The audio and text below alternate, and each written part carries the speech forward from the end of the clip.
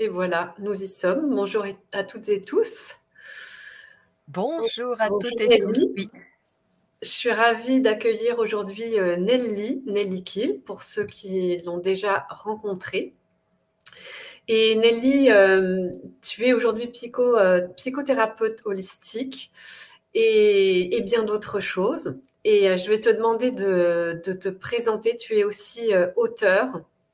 Et comme d'habitude, on mettra les liens pour te retrouver à la fois sur ton site et sur ta chaîne en dessous de cette vidéo.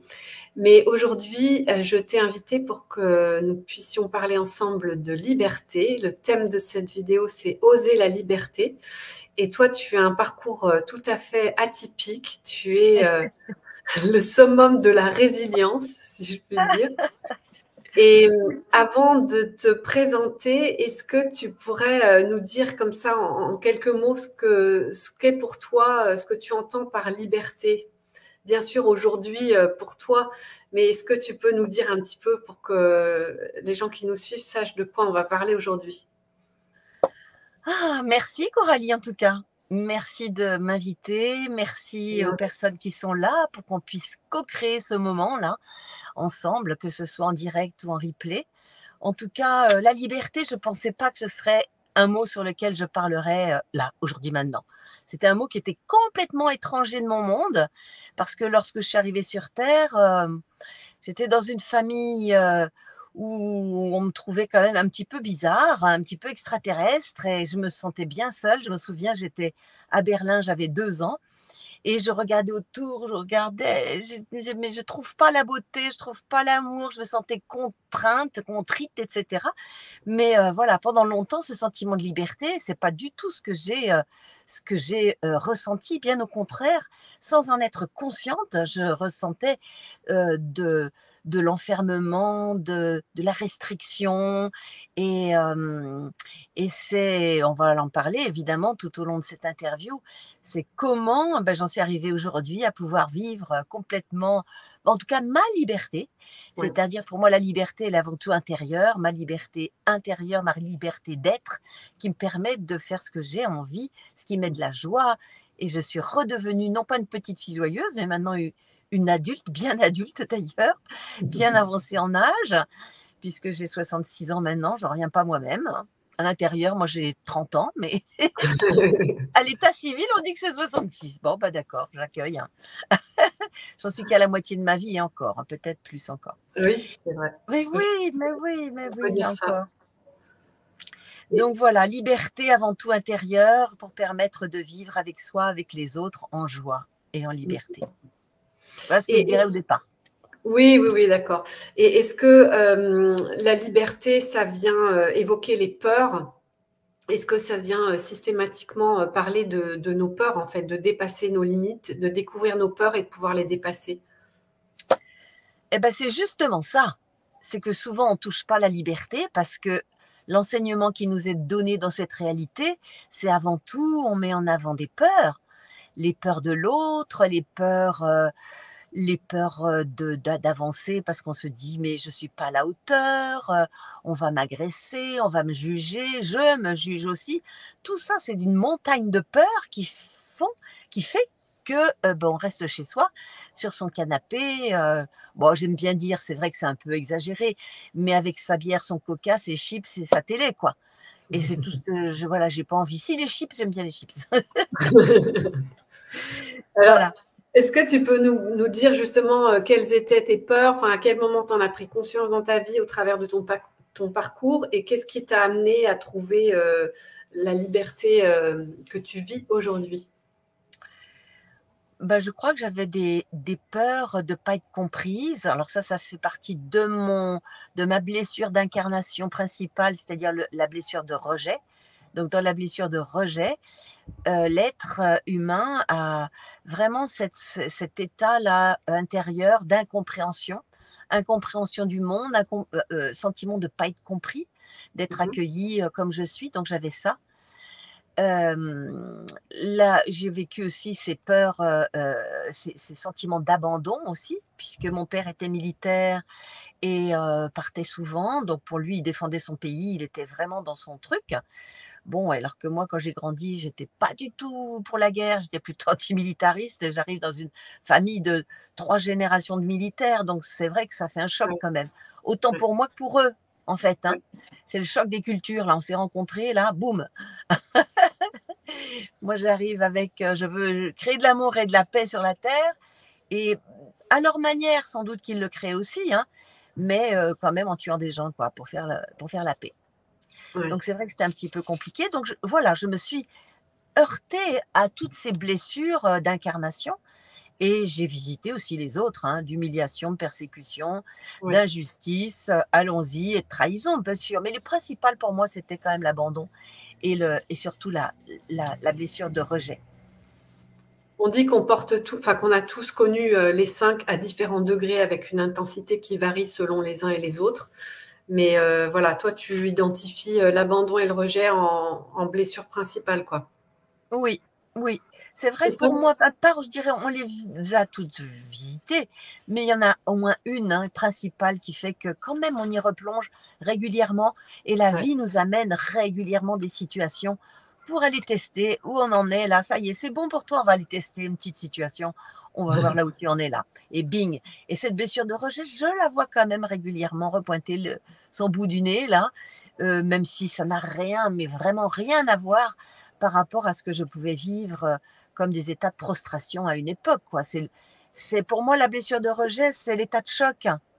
Donc c'est la bouche ouverte là, je ne sais pas quoi dire et j'étais mais qu'est-ce que c'est que cette histoire? Je comprends rien quoi, ce qui se passe là. Mais qu'est-ce que j'ai fait? Qu'est-ce que et voilà, ça, donc tu en ça, as pris conscience à quel moment dans ta vie? Tu étais dans l'enfance, l'adolescence? je crois que j'en ai pris conscience progressivement en fait, hein. Ouais, Dans l'enfance, c'est quelque chose que je vivais sans en être consciente. À l'adolescence aussi, où je me prenais les choses un peu de front, là, comme ça, sans pouvoir y faire face vraiment. Et puis, c'est lorsque j'ai eu un cancer à 37 ans, là, je me suis mis vraiment à chercher. Mais ouais. qu'est-ce qui se passe? Je peux mourir là et mais qu'est-ce qui s'est passé pour que je développe un cancer du foie à 37 ans, quoi? Là, j'ai quand même, j'ai posé des questions et quand on pose des questions, la vie répond et là, la vie m'a amené plein, plein d'infos et là, j'ai plus qu'à tirer le fil pour, comprendre un peu ce qui se passait Et et là, c'est donc, vrai. tu parles de guérison spontanée par rapport à ce cancer. Est-ce que tu peux dire de quoi il s'agit? Parce que quand tu dis que tu as trouvé, enfin, tu as posé des questions pour lesquelles tu as eu des réponses, pourquoi aujourd'hui tu utilises le terme de guérison spontanée?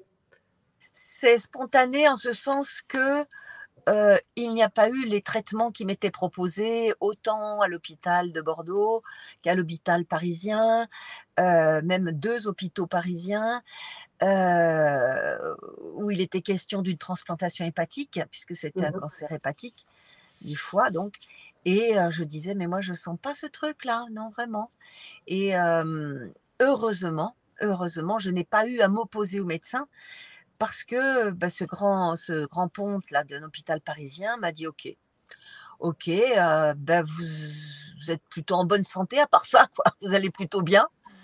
Et comme il Oui, dit: tu es jeune. Vous avez un bon rapport poids-taille, vous êtes jeune». Je trouve ça drôle quoi, de mettre en avant le rapport poids-taille. Bon, d'accord et il dit: «De toute façon, quand ce sera saturé, votre poids à un moment donné sera saturé et ce sera une transplantation hépatique». Donc il me met la main sur l'épaule, il me dit: «Bon», avec un grand sourire, un vieux de 60 ans. Pour moi, à l'époque, c'était vraiment un vieux, paternaliste, gentil et il me dit: «Bon, ma petite dame, ouais, on va Ça va attendre, le faire. mais vous y passerez de toute façon, hein». Ouais, ouais. Voilà. Mais il a respecté ton choix et il t'a pas dit Ah, que tu étais condamnée et tout ça.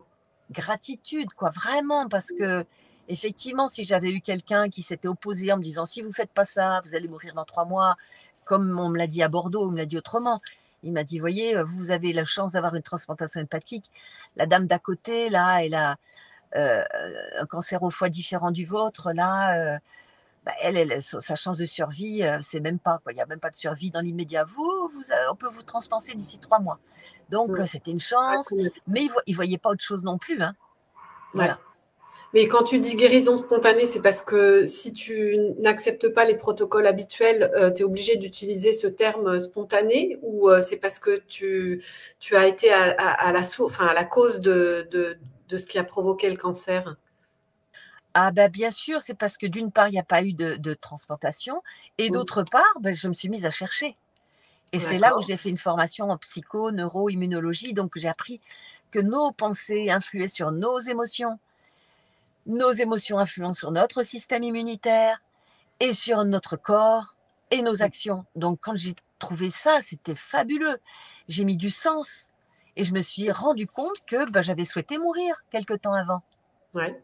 Je me disais, je vois pas ce que je peux faire de la vie. J'ai fait tout ce que la vie me demande de faire. Je coche toutes les cases. Un travail, un mari, des enfants, une maison, l'aquarium, la voiture et le chien. J'avais tout fait. Et pourtant, ça fonctionnait pas.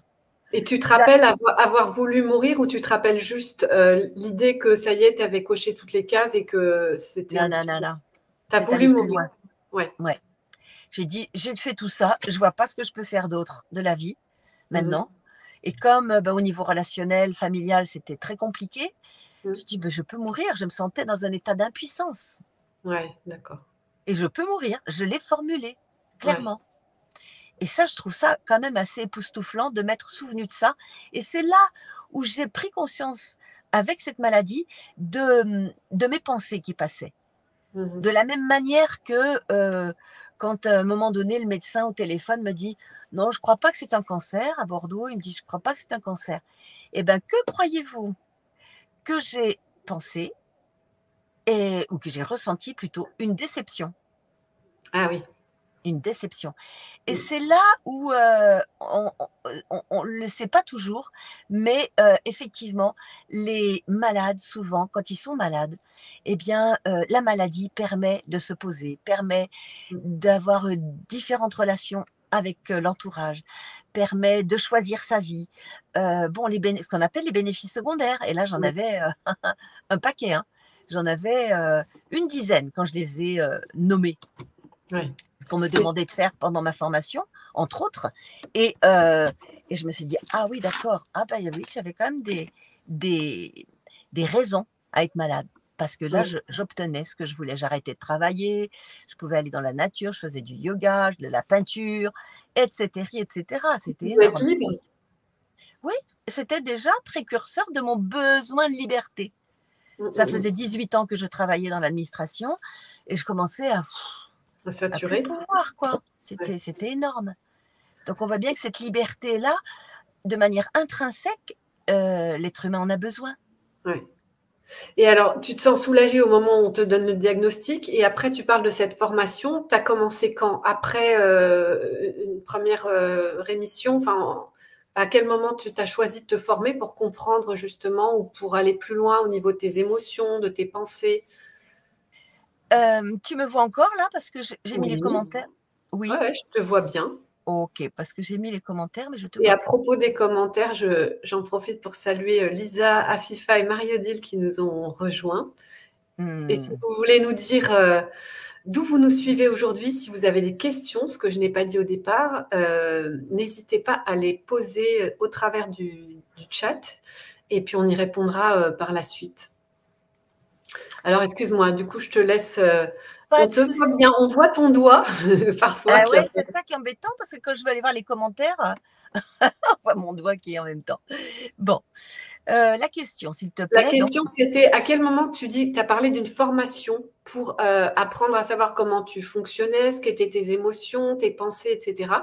À quel moment tu as commencé cette formation? Une fois que tu étais déjà en phase de rémission, ou pas c'est du venu tout, tout de suite? Pas du tout. pas du tout. C'était tout à fait au début. Et c'est pour ça que quand j'accompagne, je trouve que c'est super important de ne pas faire appel quand vraiment on a fait tous les programmes, tout, on est au bout, on n'en peut plus. Et là, on dit, tiens, j'aimerais bien comprendre ce qui se passe et comment fonctionne mon corps, mon esprit et mes émotions. Parce que bah, autant le faire tout de suite, voire même avant. Il ne faut pas attendre d'être malade pour faire ça. Pourquoi attendre d'être malade pour aller bien? Non, mais c'est quand même la question, c'est une vraie question. Hein. Mm. Non, c'était bien avant. Déjà, j'ai pris conscience à un moment donné, j'étais sur mon canapé, c'était Une semaine après le diagnostic, j'avais perdu 7 kilos. Je suis en pleurs sur mon canapé. Je dois aller manger en famille et je suis effondrée. Et là, de seul coup, je me dis, mais qu'est-ce qui se passe? Et je prends conscience que je suis mal simplement par un diagnostic, puisqu'avant j'allais bien. Et là, ça m'a fait poser des questions. Je dis, mais qu'est-ce qui se passe? Comment ça fonctionne en moi? Et le fait de poser les questions et le fait de me dire, mais c'est étrange ça, hein, et ben, je veux vraiment faire un travail sur moi, même si j'ai rien, même si je vais faire un travail sur moi parce que là, il y a quelque chose qui ne va pas. Et de la même manière, quand j'ai appris que j'avais un cancer, il y a une autre petite phrase qui était venue dans mon mental, c'est « je vais vivre quelque chose de grand ». Ah oui. C'est complètement paradoxal par rapport à ce qu'on connaît de la maladie. Et même moi, ça m'a complètement bouleversée, pas bouleversée, non, étonnée. Et c'est là où je me suis dit, quoi qu'il arrive, là aussi, je ferai un travail sur moi. Et donc, en posant des questions, en me disant, mais qu'est-ce que c'est que cette maladie? Qu'est-ce que j'ai fait? Qu'est-ce que je... Souvent, il y a de la culpabilité aussi. Hein. Je veux comprendre. Au départ, c'était je veux comprendre. C'était pas je veux guérir, c'est je veux comprendre. Ouais. Et bien, quand on pose des questions, ça c'est très important et je le dis pour nos auditeurs, poser des questions, c'est pas les pensées positives uniquement. Poser des questions à ta sagesse intérieure, à la source, à ton je suis, à ton être spirituel favori, etc., etc. Parce que les réponses viennent.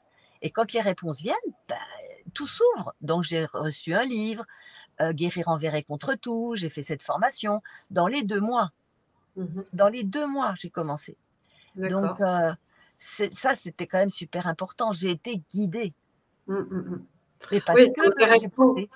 Quand tu dis que quand tu as eu le diagnostic, tu savais que tu allais vivre quelque chose de grand, que tu as entendu ça en toi, ça montre que l'inconscient sait et qu'on est guidé en permanence par, moi, ce que j'appelle la guidance intérieure, qui vient de ma présence je suis, de mes guides aussi. Enfin, mais on n'est pas tout seul comme ça dans l'univers, dans la vie ou face à la maladie. En fait, on est vraiment accompagné tout le temps, mais parfois, il faut être malade, il faut être dans une situation de rupture pour s'en rendre compte.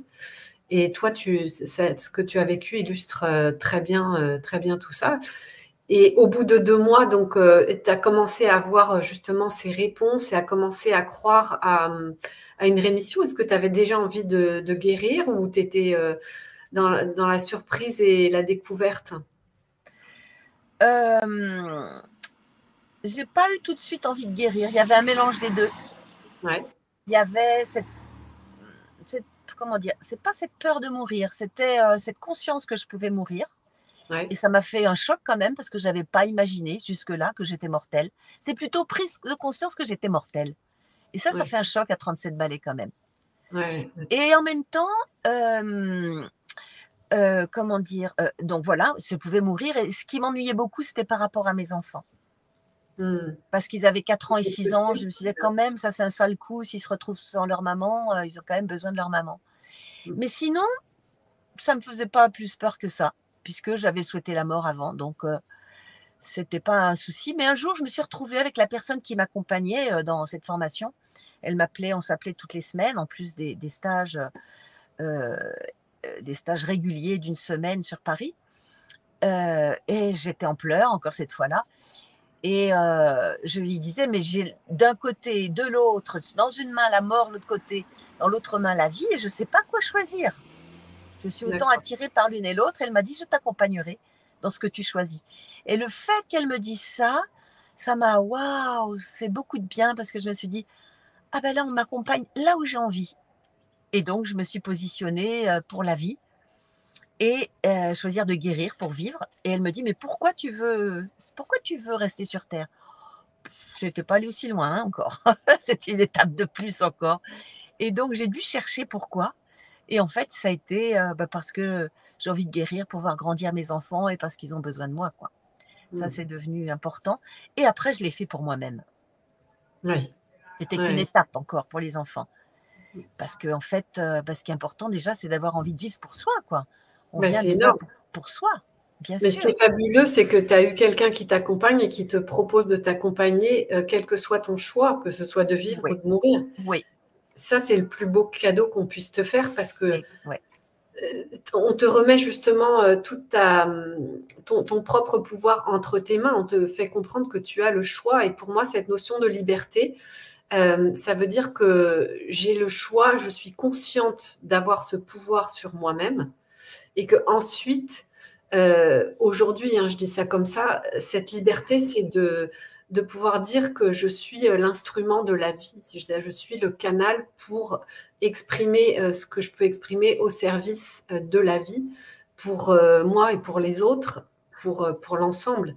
Et pour moi, c'est ça la liberté. C'est pas le fait de pouvoir faire ce que je veux quand je veux, selon mes désirs, mes pulsions, selon mon ego, quoi.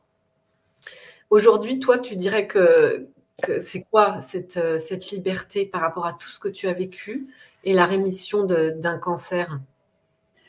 Je dirais que cette liberté, elle s'est acquise, oui plutôt, petit à petit en guérissant de mes blessures d'incarnation dont je parlais tout à l'heure, qui m'amenaient à ne pas oser faire ce que j'avais envie, pas oser de faire un travail sur moi. Est-ce que ça va être la bonne personne? Est-ce que je vais avoir le temps? Est-ce que je vais avoir l'argent? Toutes les questions que le mental peut poser quand on est dans des blessures d'incarnation, par exemple de rejet ou de trahison, donc on ne peut pas aller dans certains endroits, etc. Donc oui, c'est petit à petit en fait que ce sentiment de liberté est arrivé, quand Mmh. petit à petit j'ai guéri ces blessures-là et que j'ai de plus en plus osé et que j'ai de plus en plus fait confiance au monde, fait confiance à moi-même, fait confiance, développer la foi. Mmh. Et c'est ça pour moi, la guérison, elle est associée à l'espoir, à la confiance et à la foi. Parce que si on n'a pas d'espoir de vivre, de confiance en soi et au monde et de foi, mais on est vraiment sur un plan très matière et c'est très écrasant quand même, hein. Mmh. Donc plus les couches s'enlèvent là, tac, tac, tac, tac, tac et plus effectivement, ah mais c'est un petit peu comme un petit animal qui se secoue là Ouais. et de plus en plus, ça amène des ouvertures à voir de plus en plus grand, de plus en plus nouveau, d'oser sauter, le plus haut et de pas avoir peur de tomber et si je tombe, c'est pas grave, je me ramasserai et puis il y aura toujours quelque chose de nouveau. Donc à un moment donné, en astro, on m'avait dit, que j'avais ce sentiment de liberté et on me l'a dit à un moment donné où je n'étais pas du tout consciente de ça. Mmh. Puisque j'étais enfermée dans ces il faut, familiaux, dans ce schéma, sociétal, très rigide et je comprenais pas ce que cette personne me disait, mais je l'ai vu là maintenant Ouais. et ce sentiment de liberté là, ben voilà, vous voyez, je vis en au gré du vent, au gré du van, j'ai fêté mes 3 ans Ouais. le 5 février dernier, je n'en reviens pas à moi-même. Alors, est-ce que tu peux préciser, parce qu'il faut dire que donc tu vis ou tu as fait le choix aujourd'hui de vivre en mode nomade, c'est-à-dire Oui, que tu as ton van et que tu voyages selon au gré de tes envies, de tes élans, c'est ça. depuis 3 ans. Depuis 3 ans et c'est passé tellement vite que j'ai pris conscience que ça faisait 3 ans en fin d'année dernière en regardant le calendrier. Ah oui, c'était le 5 février 2020, ça fait 3 ans. Mmh. Mais j'aurais pas eu de calendrier sous les yeux, dans mon ressenti, ça fait 1 an et demi à peu près. Mmh. Donc le temps est passé très vite Ça et t'oblige à vivre au présent? je De ne me lasse pas, je ne me lasse pas. Alors je vis vraiment au présent ouais. parce que parfois, l'instant d'après, je ne sais pas où je vais aller. Et je Mmh. me laisse inspirer, je me laisse poser la question, je me laisse désirer quelque chose. Ouais. Et d'un seul coup, ah bah oui, tiens, j'ai envie d'aller là, voir un tel ou un tel. C'est vrai que ma vie, elle est émaillée aussi de plein de petits endroits où je vais voir les uns les autres. Et mon carnet d'adresses grossit de plus en plus, avec des manifestations. La semaine dernière, j'intervenais dans un château euh, comment dire, viticole pour oser la femme consciente, actrice de sa vie et de sa santé, euh, ou oser ses super pouvoirs, ou plein d'autres choses, ou présenter mes 2 films. Alors j'y vais là, ou alors c'est chez des amis, ou alors je suis amenée à choisir vraiment de passer 2, 3 nuits toute seule. Sinon, voilà, on me dit mais tu t'ennuies pas toute seule, mais je suis jamais seule, il y a toujours du monde. Mais c'est ça qui est génial, je trouve, c'est que en fait, dans ce choix de vie en van, ou enfin en tout cas en nomade, sans être ancré quelque part physiquement dans une maison, t'ouvre à tous les possibles en fait, parce que c'est plus, tu n'essayes pas d'anticiper, de planifier, etc. Tu te laisses guider par le présent, et le présent, et en tout cas le fait d'être libre, te permet d'accéder à des choses qu'on peut nommer opportunités ou autres, que tu n'aurais pas pu vivre si tu étais figé quelque part, si tu étais dans un seul lieu de vie. Tu vois ce que je veux dire?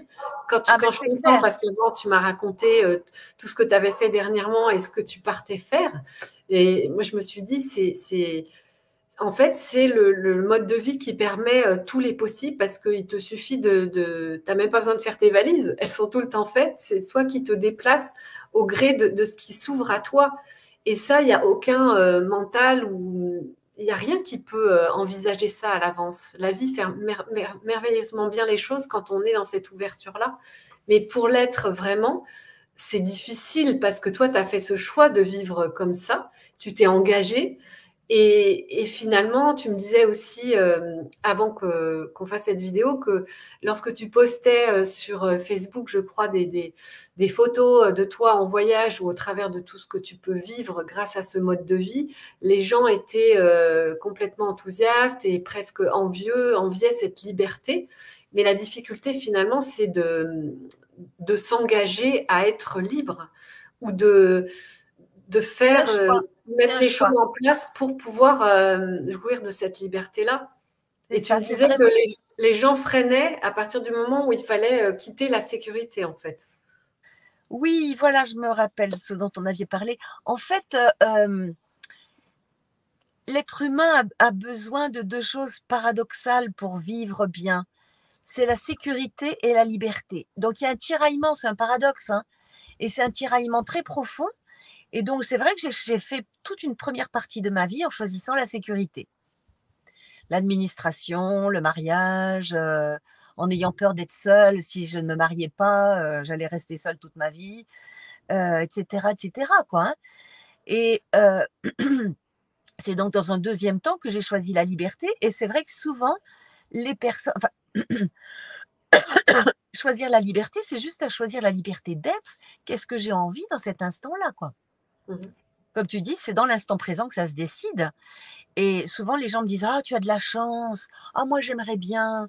Et souvent, ce que je dis: «Mais allez-y, allez-y». Parce que moi aussi, je suis passée par ces étapes-là où: «Oh, mais non, je vais pas y aller».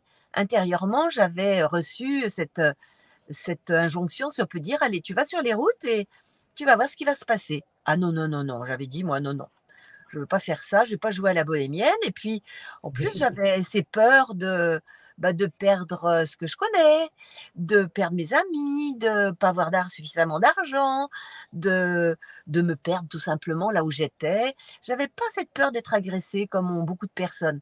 Là, ça Ouais. marche très bien, hein, les discours de dangerosité de la vie, hein. Ça maintient Mm. bien les gens devant leur télé, hein, ça c'est sûr. Donc, j'ai dealé avec ça à un moment donné. Et en fait, c'est un urticaire au froid qui m'a décidé. Un jour, quand je me suis dit: «Mais cette urticaire, qui réagit au froid à moins de 20 degrés», tu vois? Donc c'était quand même, fort. C'est pas moins 20 degrés, c'est en dessous de 20 degrés. Ah oui, d'accord. Voilà. Donc Donc, j'étais allée passer 2 hivers de suite à travailler aux Antilles, mais je me suis dit: «Il va falloir que je me mette aux Antilles, hein, que j'aille vivre aux Antilles». Et j'étais sur mon canapé. Il y a vraiment beaucoup d'histoires de canapé dans mon histoire, mais le canapé, c'est quand même un lieu où on va souvent. Et je pose la question à mon corps, je dis: «Mais de quoi as-tu besoin pour être en santé complète à ce moment-là?» Et ça me dit: «Liberté». Ah, mais j'ai dit: «Mais oui, c'est vrai, liberté». Et ben je pars, je pars. Et ben il faut dire que l'urticaire est parti quelques mois après. mais quand tu dis je pars, à l'époque, tu avais ta maison ou Oui, un appartement. ma Et maison. donc, quand tu entends liberté, tu entends je pars, mais en voyage. Et tu disais que tu étais partie pendant 2 années aux Antilles. Donc, tu pars où? Tu décides à ce moment-là, liberté égale van, égale Ouais, mode de vie nomade. ouais, c'est ça, Ok. parce que c'était déjà venu vers moi. Et j'avais dit non, quoi. Hein. Et là, le fait d'entendre liberté, j'ai dit oui à la vie en van. Et là, une amie qui avait envie de faire du van depuis toute petite, me dit-elle, ben voilà, on est allé à un salon, je voulais acheter quelque chose de pas cher, et finalement, je suis revenue avec un van tout beau, un carrosse tout neuf, tout beau, et c'est grâce à ça, maintenant avec du recul, que je me dis que je peux vivre dedans tout le temps. Si j'avais eu quelque chose de bricolé, ça l'aurait pas fait, je crois pas, en plein hiver, alors que là, tout est lumineux, j'ai ma petite salle de bain, j'ai tout, quoi, la cuisine, etc. Et mon lit Et bien installé. tu avais fait quand même un test avant tu avais loué peut-être un camping-car ou quelque chose qui te permette de voir pendant une semaine, un mois, ce qu'est la vie en van. Pas du tout. Même pas, même pas. Par contre, une fois qu'on a acheté le van, en fait, on avait toutes les deux le même, on est parti un week-end à l'île de Ré. Ce week-end catastrophe. C'était fin janvier, on n'avait pas retenu comment on allumait le chauffage, donc on avait tous nos deux vannes et on a dormi dans le même, là dans le mien, avec sa couette et la mienne pour être sûr qu'on est bien chaud. Et voilà, on a eu plein de petits soucis, C'était le divers et bazar. variés. Mais voilà, on a bien ri aussi, c'était vraiment extraordinaire. Et on est parti au départ en Espagne, et puis moi j'ai continué au Portugal. Et je suis remontée confinée en France, parce que là aussi, au moment où j'ai entendu parler de ce fichu virus, là, je me suis dit, ça y est, ça y est, ça y est, ça y est, il va se passer quelque chose. Je savais, j'avais lu quand même pas mal de choses là-dessus, et je me suis dit, bon, il va se passer quelque chose, je ne sais pas quoi exactement, enfin j'ai une petite idée quand même. Hein. Et je posais des questions, je disais, mais est-ce que je reste ici, je suivrai la guidance intérieure. Et ça me disait, tu restes là, tu restes là. À chaque fois que je posais la question, tu restes là. Et puis un jour, quand les magasins commençaient à fermer, ça m'a dit, non, tu remontes. Et donc, je suis remontée. Il était 4h30 de l'après-midi, mon van était garé pas loin, et j'ai repris la route là. J'ai fait deux jours, je crois, 2 jours pleins au moins, samedi, dimanche, ouais, presque 3 jours, pour remonter jusqu'aux Alpes de Haute-Provence. Je me suis dit, je vais aller chez une amie à 900 mètres d'altitude. Je ne voulais pas revenir chez moi. Et voilà, au moins je pourrais être dans la nature. Je vais m'occuper de la nature et je serai dans la nature. Donc ça s'est arrêté quand même assez rapidement à ce moment-là. Et puis après, je suis repartie. Oui, ouais. Enfin, tu as pu vivre finalement les confinements d'une manière un peu privilégiée dans la nature sans être confinée, justement. Exactement, exactement. Oui, oui, complètement. Ça a été. Et le deuxième, bah, je me suis fait mon attestation, on avait le droit. Donc, j'étais bien secouée quand j'ai entendu qu'on devait rester confiné. Waouh, ça a été. Vraiment, je me suis dit, mais qu'est-ce que je vais faire? Je vais aller où? Et puis, comme de toute façon, je pouvais aller d'un lieu à un autre pour rencontrer des personnes, faire des conférences, des séminaires, bah, je me suis dit, bah, je fais mon attestation et je n'ai jamais été arrêtée. Donc, voilà, la liberté, c'est aussi celle qu'on se donne, parce que j'aurais pu rester enfermée dans ces confinements. Et bah, la vie a fait qu'on avait le choix de se confiner d'une manière ou d'une autre, ou d'avoir un peu plus de liberté. Bah, voilà, j'ai choisi un petit peu plus de liberté. Hmm, d'accord. Et moi, quand je t'écoute, en fait, ça me fait penser à la carte du mat, tu sais, dans le tarot. Oui, C'est-à-dire que je te vois, le mat, c'est à la fois la liberté et la sagesse. Mais le mat qui ne se connaît pas encore en tant que mat, on le voit sur la carte comme quelqu'un qui est un peu un vagabond avec son baluchon sur le dos. Tu vois ce que c'est je veux dire? ça. Et Oui. toi, tu incarnes ce mat libre qui a choisi de vivre la liberté avec la sagesse de toute son expérience et du choix vraiment intérieur de vivre cette liberté. C'est le choix intérieur. C'est vraiment Ouais. un choix intérieur, parce que c'est à chaque instant de poser des questions.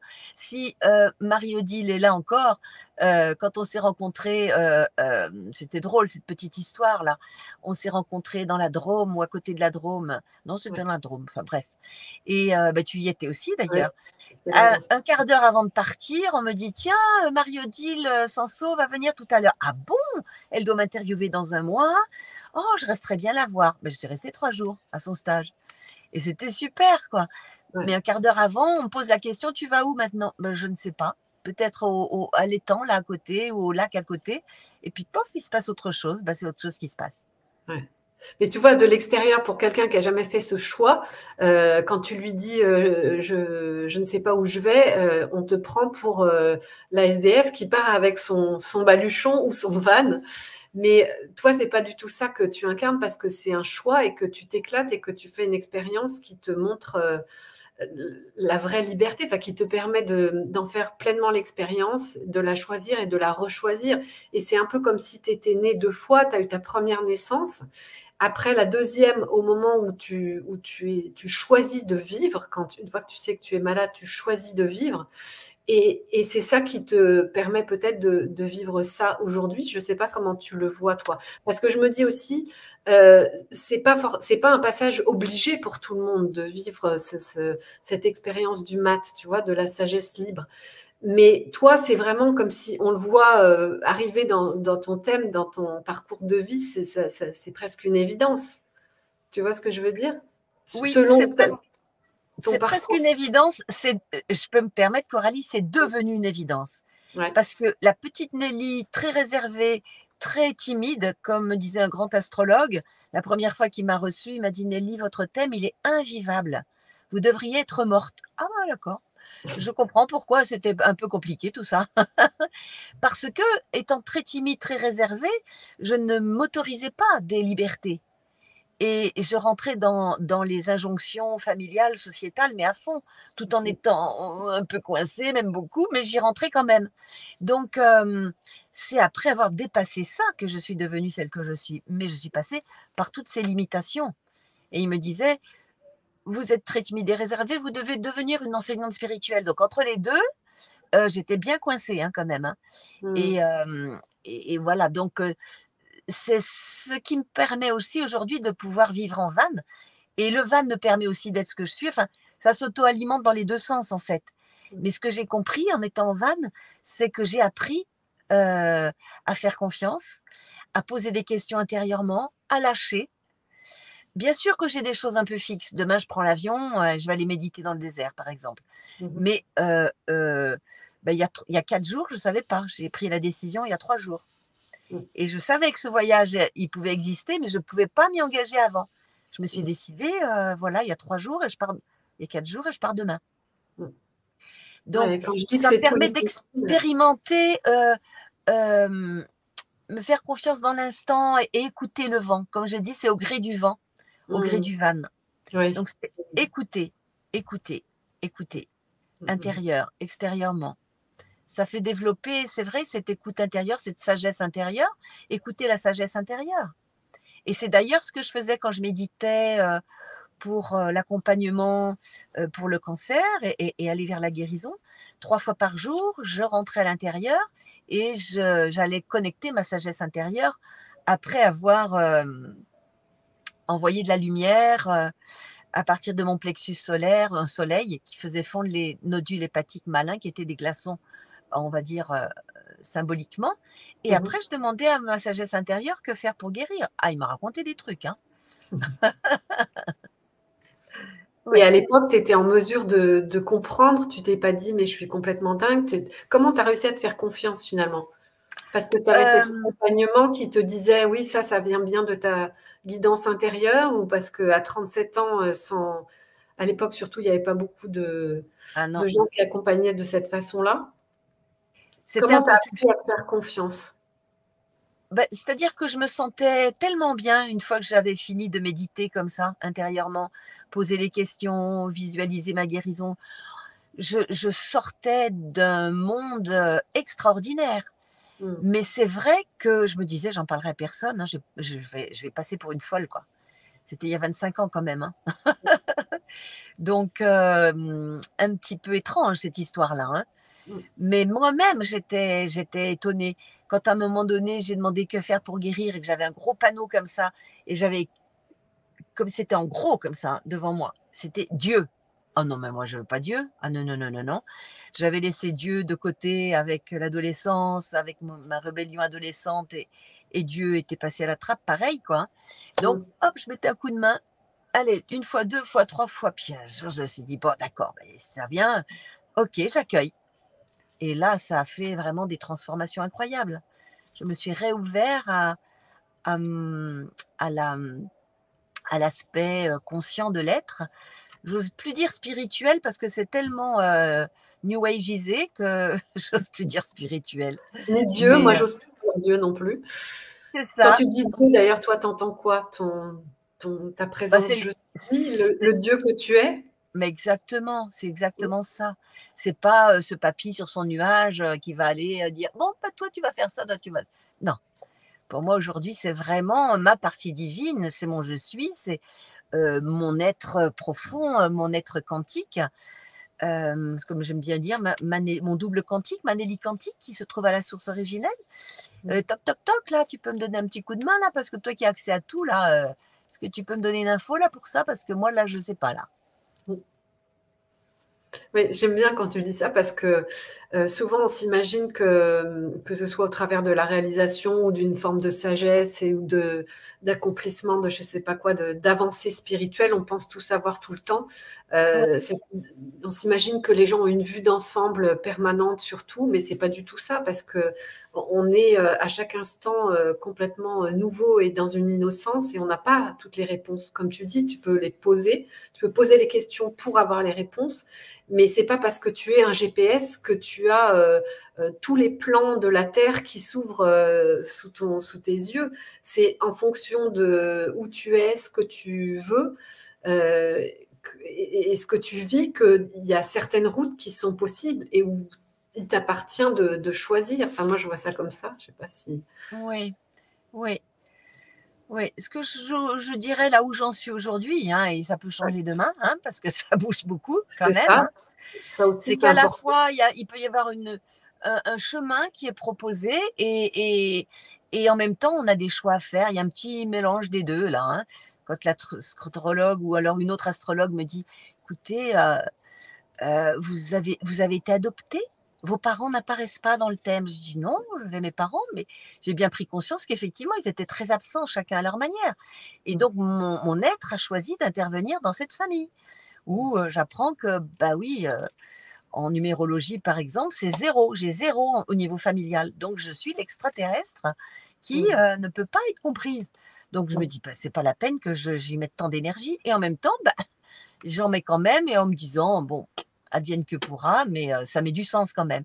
Donc à la fois, il y a quelque chose de prédestiné et en même temps, ben, on navigue, je navigue, nous naviguons avec des rames, avec des moteurs, avec la voile, selon les moments. Oui, Et oui, puis, mais ça veut dire et puis on aussi n'est que pas tout seul. On n'est pas tout seul aussi, hein, oui, sur la barque. Hein. Il y en a d'autres aussi quand même. d'autres. Alors, tu parles de tes guides ou d'autres gens qui t'accompagnent dans ce Les deux, périple? Les les deux? deux. Il y a nos frères humains et puis nos frères aussi, comment dire, spirituels, même si j'aime pas ce mot-là. Oui, des guides, nos amis, galactiques, et cetera et cetera, quoi. Ça fait quand même du monde là, hein. Mmh, Donc nos frères des étoiles, et cetera et cetera. Mmh. d'accord.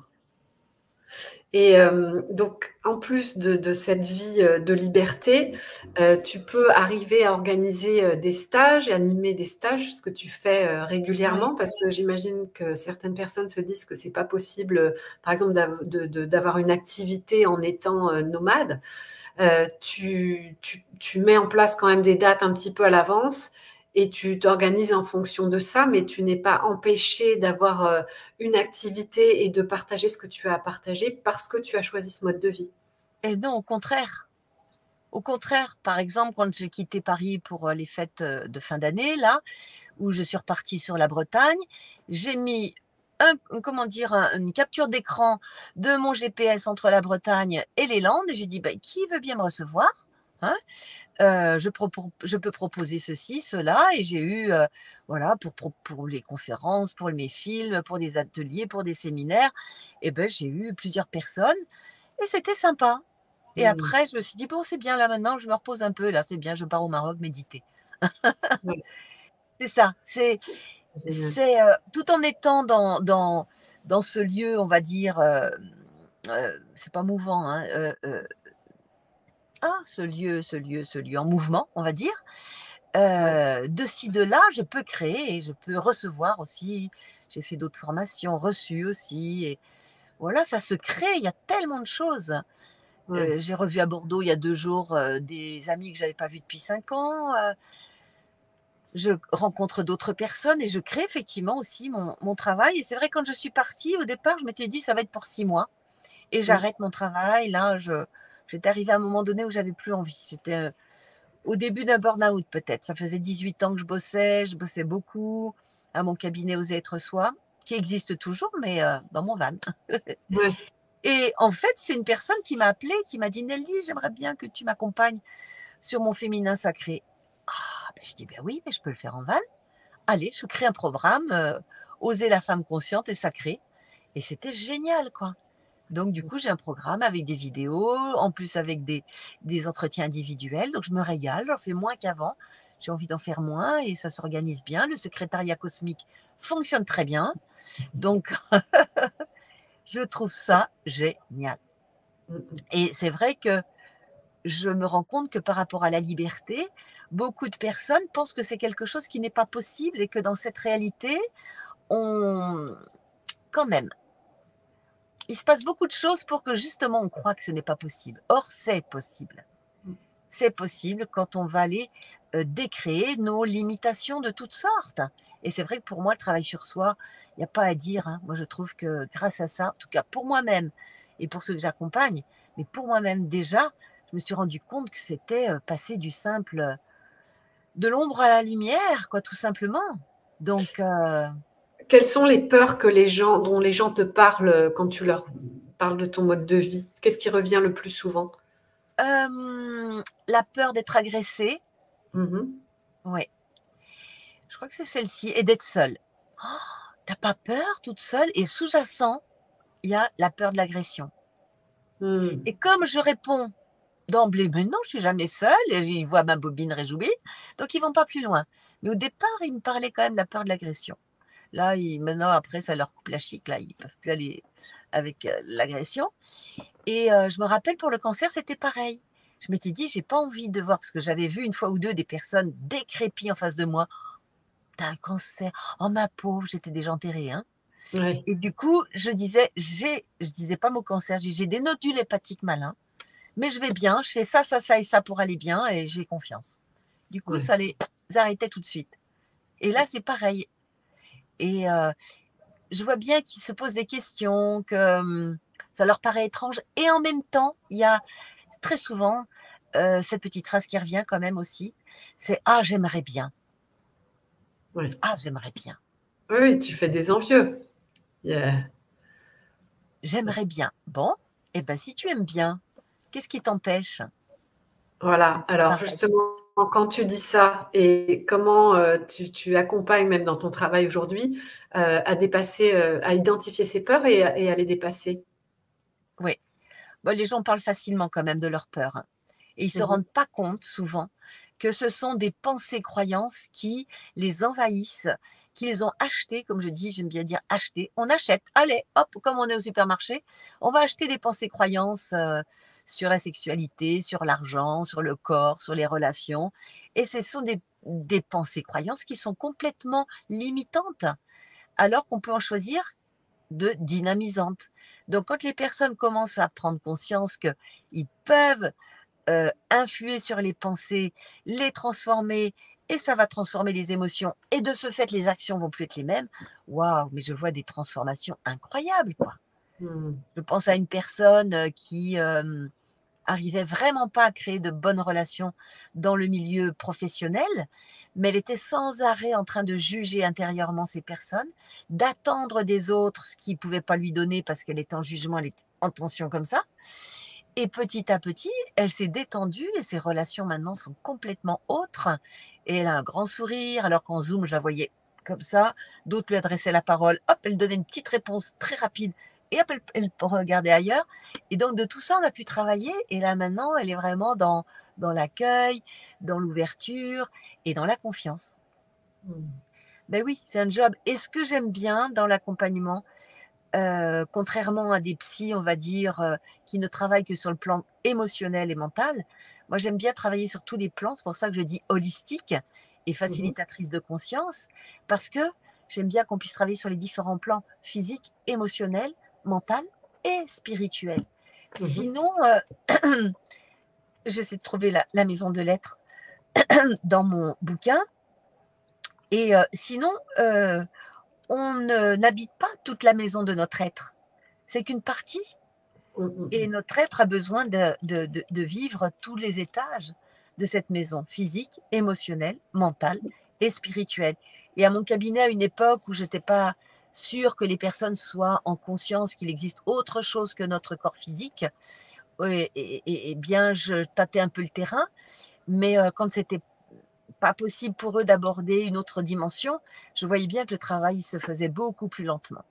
Mhm. Maintenant, je rencontre que des personnes qui sont dans cette ouverture-là, donc ça va beaucoup plus vite, évidemment. Oui, ça a été très vite. Je peux montrer ce petit schéma que j'aime Oui, bien, dont je parlais alors, tout à l'heure, qui est on voit, l'être. moi, je vois pas grand-chose. Est-ce que tu peux lire ce qu'il y a donc à l'étage du bas dans le rouge? Oui, oui, je vais faire comme ça. Ah oui, c'est C'est pas difficile à voir. facile. Est-ce que tu peux nous le Le, lire? le, Donc, le plan le physique, rouge, le rouge, c'est le physique. voilà, Le jaune, c'est l'émotionnel. Le bleu, c'est le mental. Et le violet, c'est le spirituel.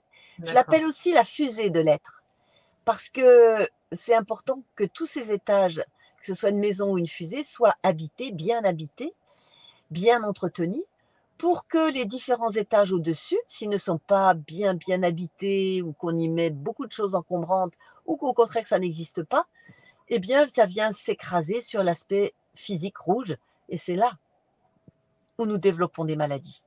Mm, mm. Et donc, c'est tout un job hein, quand même hein, Oui, d'aller puis explorer tous ces étages-là. même si on sait aujourd'hui que tout ça existe, ça n'empêche pas qu'il faut commencer à un moment donné par y aller. Et quand tu as jamais été à ton étage émotionnel, par exemple, et que tu ouvres la porte et que tu te rends compte qu'il y a des toiles d'araignée partout, qu'il y a ça de C'est poussière ça. et ça de charge, etc., c'est pas très confortable et surtout, ça fait pas envie parce qu'on sent que ça va pas être forcément agréable tout le temps. Et pourtant, ça vaut le coup. C'est comme vraiment, moi j'appelle ça du nettoyage, hein, vraiment. Mais on peut le faire avec légèreté, on peut le faire seul, on peut le faire Oui, accompagné. oui, Et voilà, il y a plein de oui. gens aujourd'hui pour ça, dont tu fais partie. Alors, est-ce que tu peux montrer le livre que tu as écrit, s'il te plaît? Le voici, le voilà. C'est un Que j'ai lu soleil. et que je vous recommande. Oser C'est un guérir. soleil. Oser guérir son corps, son cœur, ses relations, sa sexualité, sa planète. Et on le trouve sur différents endroits, hein. Sur mon site Oser être soi, mais aussi à la FNAC, à Cultura, voilà, ou dans les librairies, ça peut être commandé. Voilà. Et il a une préface du Oser. docteur Tal Chaleur. Ah, le chaleur, ouais. Oser Oula, guérir, c'est le livre. Ton site, c'est Oser être soi. oui, Et comme tu m'as envoyé ton livre, je vous le recommande. Et je trouve que c'est un très bon livre pour les gens qui veulent commencer à découvrir justement leurs quatre niveaux intérieurs. C'est un livre de connaissance de soi hein, pour apprendre à connaître comment on fonctionne et de quoi on dispose finalement.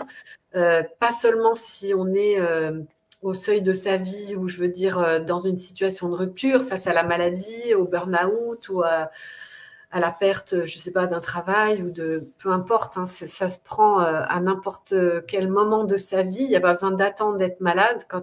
ah, surtout pas. Quand on arrive à une situation de rupture, à la fois on est mûr pour y aller parce qu'on n'a plus d'autre choix, mais on peut aussi le faire avant, de Surtout manière... avant. C'est Voilà. surtout avant. Parce que si on attend d'être malade, bah, c'est pas le meilleur moment parce qu'on est fatigué, parce que souvent il y a des traitements. Et je dis toujours, c'est en complètement des traitements médicaux. Jamais je n'ai encouragé quiconque à ne pas faire ces traitements proposés par le médecin. Ouais. Après, chacun choisit, hein, mais je n'encourage pas, je dis toujours en complètement des traitements médicaux.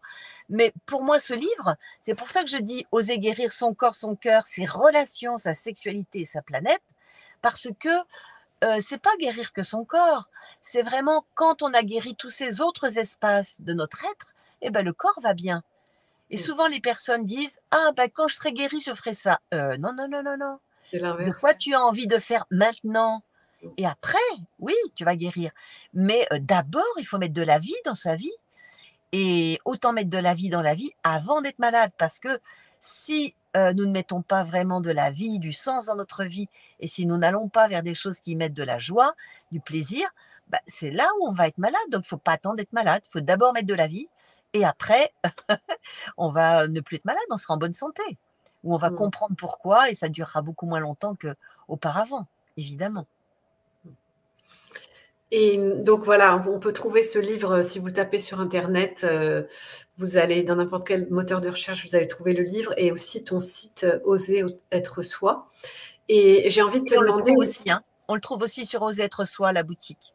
ouais, Ouais. aujourd'hui, à quoi tu aspires dans cette vie maintenant que tu connais, bien que ce soit une surprise permanente dans ta van life, à quoi, quelle est l'aspiration? Est-ce que tu sens vers quoi tu vas?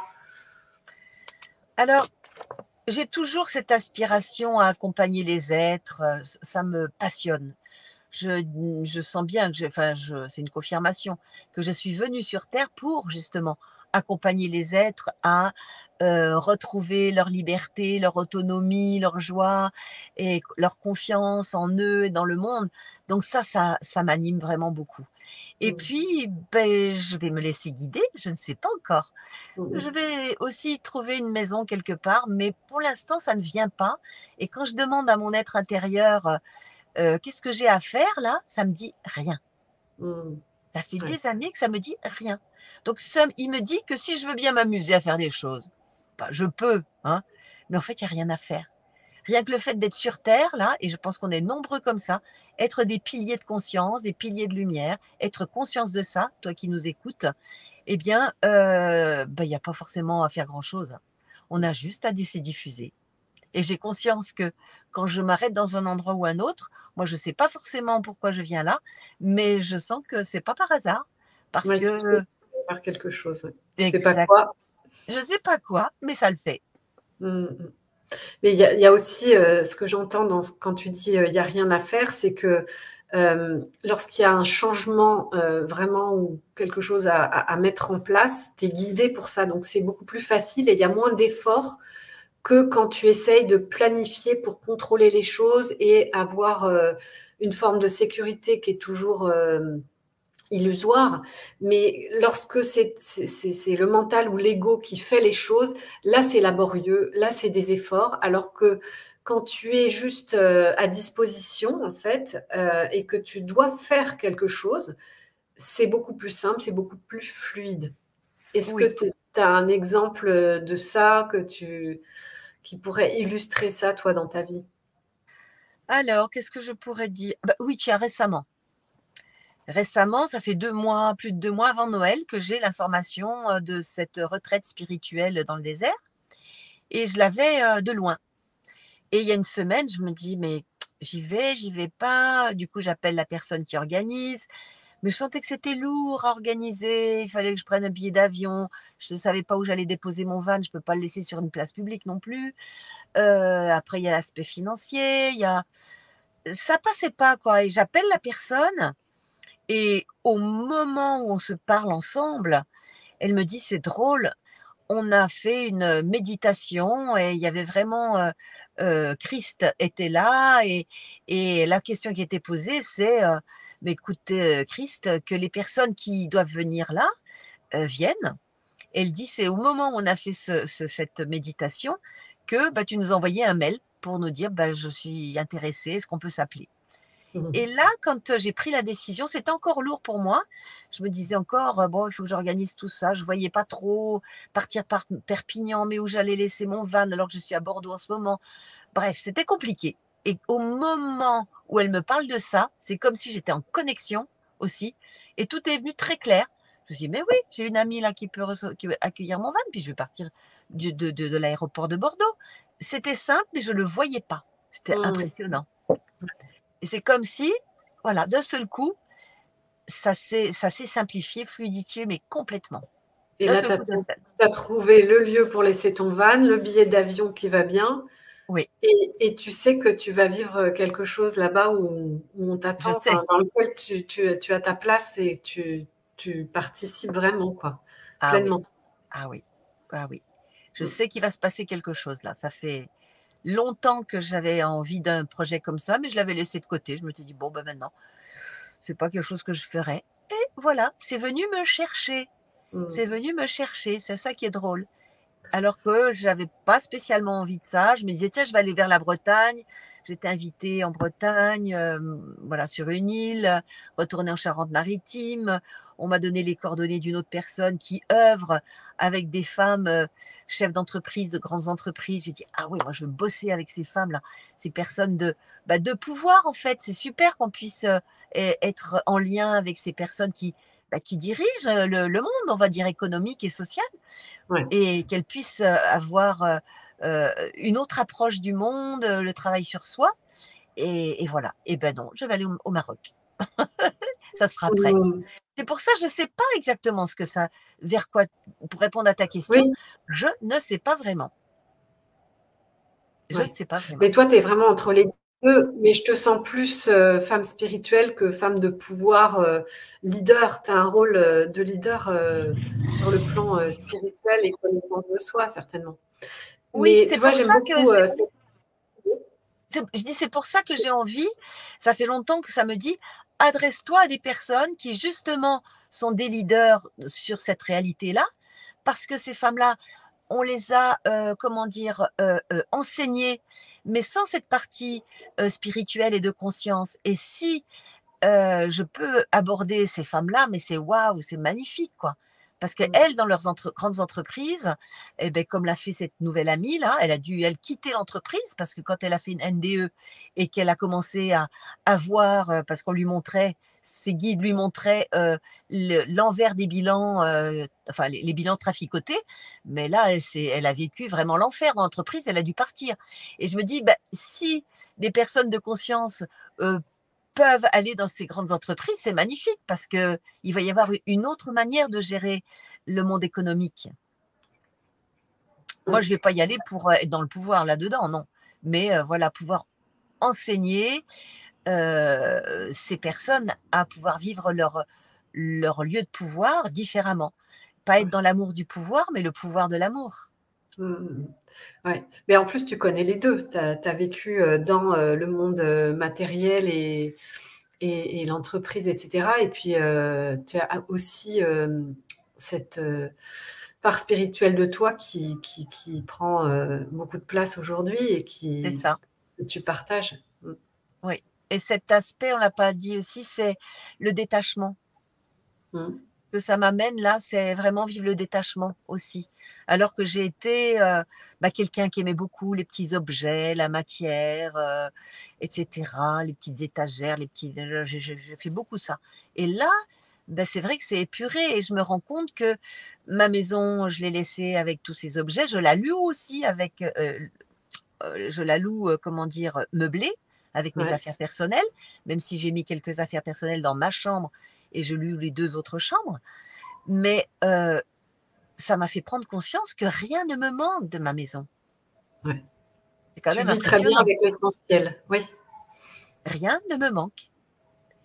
Du coup, ça m'amène à vivre, l'expérience du détachement, y compris relationnel, puisque depuis très longtemps, comme je disais, au niveau familial, je suis une extraterrestre, quelqu'un qui est bizarre.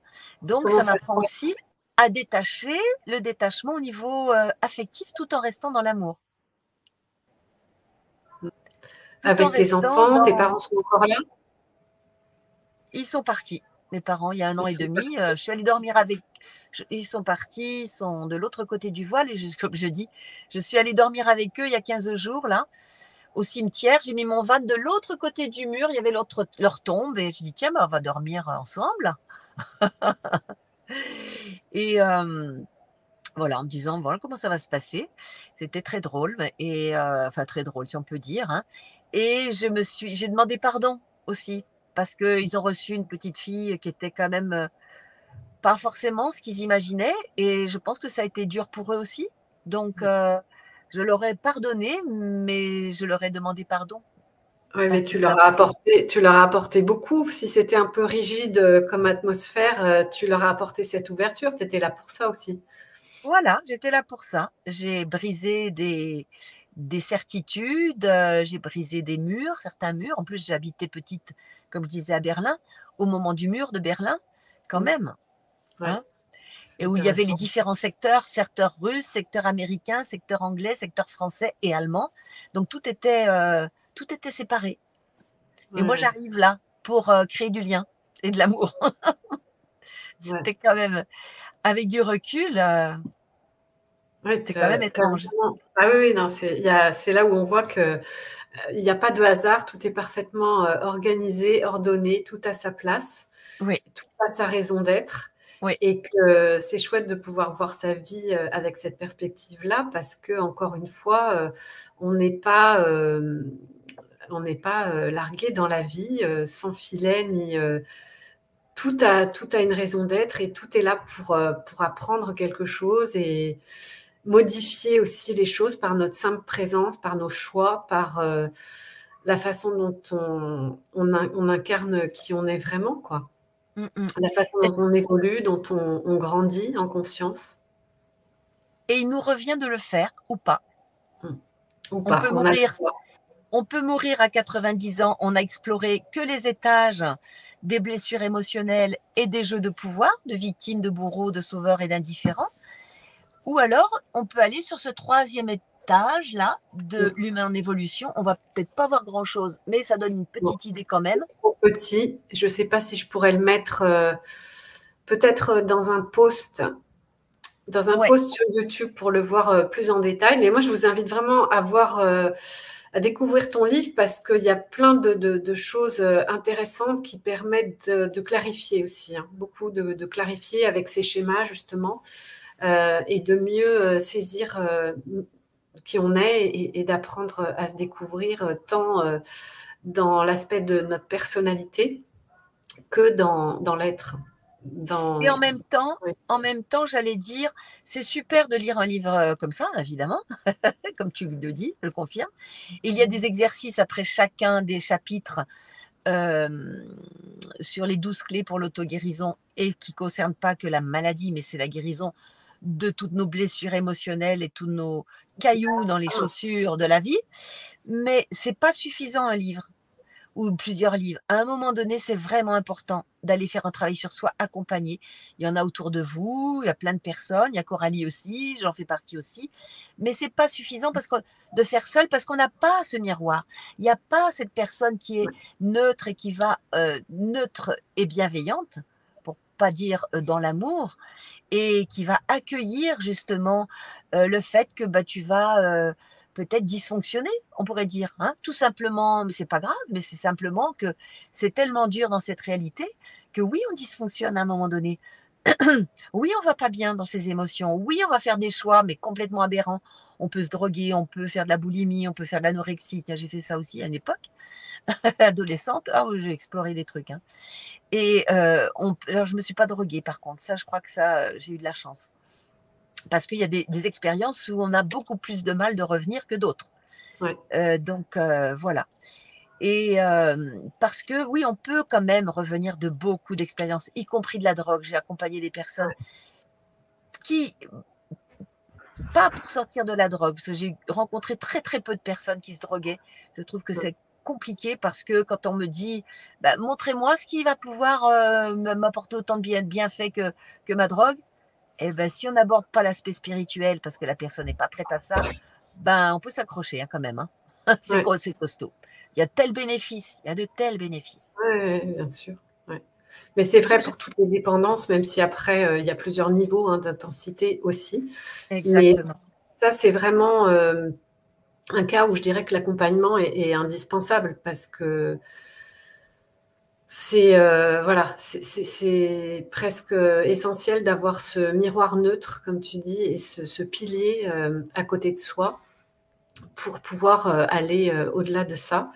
Et pour ce qui est de mon expérience, je dirais qu'à chaque fois que je me suis fait aider, en fait, ça m'a permis de faire un bond de géant.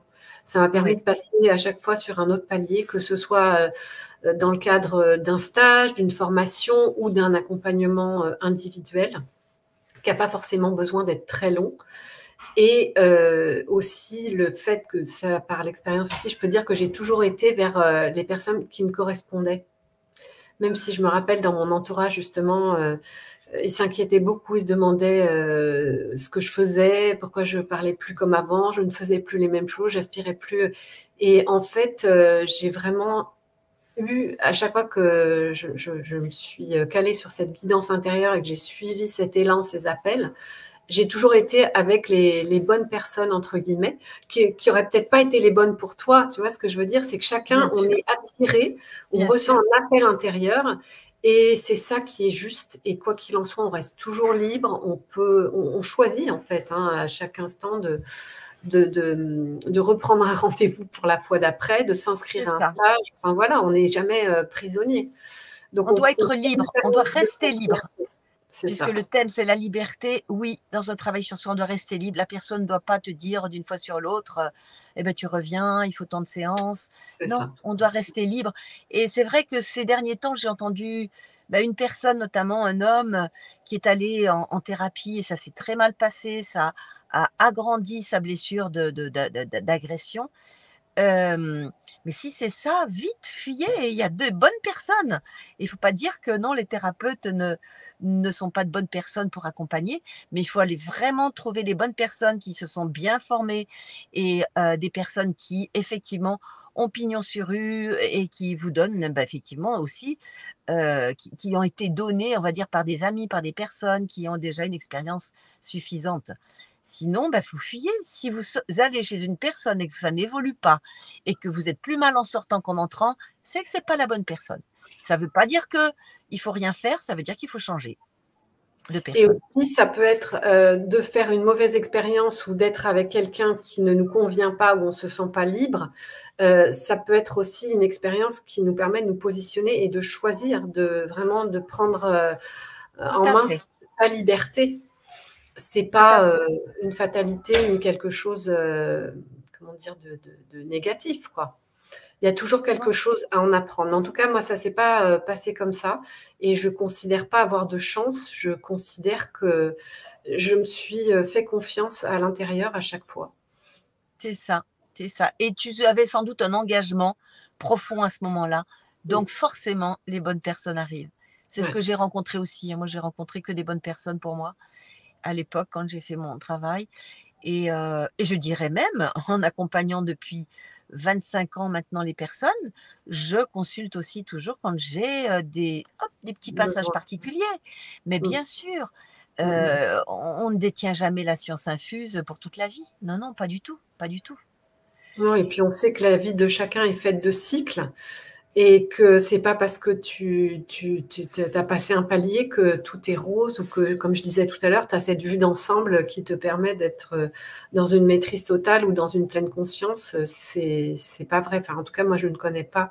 J'ai pas eu la chance de rencontrer des gens, des êtres comme ça. Peut-être que ça viendra un jour. Mais voilà, on est des êtres humains. Oui, oui, oui, oui. Nous sommes des êtres humains, donc forcément imparfaits et forcément perfectibles. Et même si on a tout à l'intérieur de nous déjà, n'empêche que ça demande, comme le ménage à faire chaque jour, ça demande à faire notre ménage intérieur, physique, émotionnel, mental et spirituel. Donc, il faut y aller. Et une dernière petite chose, ou alors peut-être ce sera une autre fois, c'est par rapport au cristal, parce que ça a été une rencontre aussi, ça. Alors, dis-moi, je vois qu'il n'y a pas encore de questions. Il y a Sophie qui nous a rejoint aussi, Pierrette. Si vous avez des questions, c'est encore le moment, mais parle-nous du cristal. C'est le moment. Quelle est ta question? Qu'est-ce que tu aimerais savoir de plus pour toi? Ou par rapport à ce que je suis en train de dire de mon histoire? J'ai l'habitude de dire, je suis là, j'expérimente pour toi. Donc, je peux parler. Je peux parler. Il n'y a pas de zone d'ombre. Voilà, je peux être transparente pour justement que la personne en face puisse se rendre compte que, ah oui, elle accompagne, ah oui, elle en est là, mais oui, ça n'a pas toujours été ça. Et donc, c'est tout un chemin. Donc, toi aussi, tu peux aussi faire tout ce chemin-là vers la meilleure version de soi on a toujours cette possibilité. Et pour moi, c'est pas fini, loin de là. Et le cristal, bon, je peux dire 2 mots, hein, mais c'est venu me chercher plusieurs fois jusqu'à ce que j'accepte enfin de reconnaître que j'ai une connexion particulière au cristal et particulière à ce cristal central, à ce cristal à la source aussi, et qui permet des activations cristallines chez les êtres et qui permet de monter des vibrations, puisqu'en ce moment, on a ce job à faire de monter au maximum nos vibrations pour ne pas nous laisser piéger dans ce fonctionnement, comment dire, restrictif, qui nous mettrait prisonniers sur tous les plans. Donc, oui, monter nos vibrations, et grâce à cette énergie cristalline, eh bien, ça permet justement de pouvoir faire face le mieux possible à tous ces événements de vie. Donc, ce cristal, pour toi, c'est quoi? C'est la grille cristalline? Comment tu pourrais le décrire ou le définir mieux pour que tout le monde comprenne? Eh ben, il faut dire que des cristaux, je pense surtout au cristal de roche, je peux penser aussi D'accord. au Donc, c'est les diamant, voilà. cristaux en général. OK. Voilà. Et moi, je le perçois quand je vais rencontrer ce cristal de roche, ou ce diamant même, hein, ça peut être jusque ça, hein. C'est vraiment transparent, c'est vraiment d'eau, et c'est régénérant complètement. Mmh. Et avant cette incarnation, même bien, bien avant, en quittant la source originelle, eh bien, ça a été vraiment un lieu où je suis allée, qui était vraiment un lieu d'eau et de cristal. Et Mmh. donc, c'est à l'intérieur de moi. Ça paraît un peu fou, mais c'est à l'intérieur de moi et ça se diffuse. Justement, on parlait tout à l'heure que bah, là où je me déplace, comme d'autres, hein, c'est en tant que pilier de cristal et de lumière. Et d'être conscient de ça, nous les uns et les autres, qui se reconnaissent là-dedans, c'est pour ça que j'en parle, eh bien, allez-y, plus notre Oui, conscience parce que augmente ça, et on plus l'a ça se en nous diffuse. aussi. D'accord. Exactement. Et parfois, il faut l'activer. C'est vrai que je l'ai fait plusieurs fois, des Ouais. activations cristallines. Et les personnes parfois ont des visions, des perceptions ou un ressenti corporel qui est assez étonnant à ce moment-là. Donc, ces activations, c'est ce que tu proposes aussi dans tes stages, par exemple? Oui, bah les Ou derniers, en par exemple, individuel? ça s'est pas fait. Oui, ça peut être en individuel ou ça s'est pas fait. C'était plus sur la femme, c'était plus sur la conscience de la femme. Donc, c'est vrai que j'ai pas eu la possibilité de le faire, mais voilà, ça fait partie des possibilités, on va dire, en D'accord. individuel ou en groupe, pour OK. monter les vibrations et pour pouvoir être vraiment dans cette version la plus épanouie de l'être, Ouais. et pour pouvoir réduire le plus possible nos limitations, mettre de la lumière, mettre de cette énergie cristalline qui est vraiment une énergie extrêmement puissante, extrêmement pure, extrêmement fine, et qui demande cette ouverture de cœur et qui permet aussi cette ouverture de cœur. On n'a pas parlé du cœur, mais bon, on Mmh. pourrait parler plein de choses, mais Oui. voilà, c'était déjà énorme tout ce qu'on a pu aborder, je trouve. Je Oui, vois oui, qu'il y a oui. quelqu'un qui a écrit quelque chose, mais je vois Oui, pas du c'est tout qui Afifa, quoi. alors qui dit Nelly est passionnante, parcours riche et elle est pleine de sagesse et de douceur. Hmm, d'accord, merci. Est-ce qu'il y a une question? Je Ah, ah, vois ah. Non, pas de questions pour l'instant. Il y en aura merci. peut-être en replay. N'hésitez pas à laisser vos questions également en replay parce qu'on les regardera. Oui, bien sûr. Puis, Oui, merci pour tout ce que tu nous as partagé. Je suis d'accord avec Afifa, ton parcours est vraiment riche et on le retrouve en filigrane dans ton livre. Et puis, c'est bien aussi de pouvoir te rencontrer. Donc, n'hésitez pas à aller sur Oser être soi, le site de Nelly. Et puis, merci pour tout ce que tu nous as, tout ce dont tu as témoigné dans cette merci à entretien. toi. Et bah, Merci bon à toi, voyage, Coralie. bonne retraite. Et puis, Merci beaucoup. Oui, je suis la reine des voyages, c'est vrai, aussi, parce qu'au mois de septembre, je suis allée en Inde.